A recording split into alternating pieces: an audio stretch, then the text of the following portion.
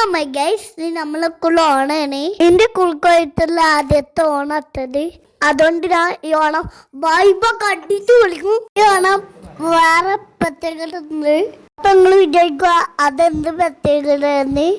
ഈ ഇക്കൊല്ലത്തെ മാവേലി ഞാനാണ്. ഞാൻ ആദ്യമായിട്ടോട്ടോ മാവേലി ആവുന്നത്. ഇതിന് പറ്റി എനിക്കൊന്നും പറയാൻ ഞാൻ അറിയൂല.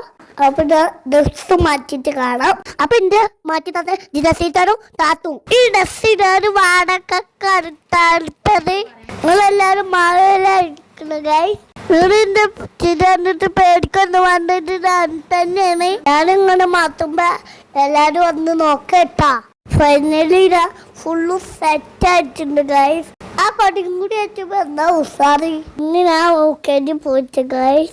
എല്ലാരും ഇതാരാപ്പ് വരുന്നതെന്ന് നോക്കട്ടാ. എല്ലാവർക്കും ഞങ്ങൾ സൈക്കിളിൽ എടുത്തിട്ടാ. ടീച്ചേഴ്സ് എല്ലാരും ഇച്ചായി പറഞ്ഞിട്ടാ. ഇന്ന് ഇച്ചായിട്ടോ പറഞ്ഞത്. നിങ്ങൾ സംസാരിക്കേണ്ട അവയില് ആയതൊക്കെ അവിടേക്ക് ഇച്ചായി. നേരെ പോയിട്ട് എച്ചമ്മിന്റെ അടുത്ത് കേട്ടോ.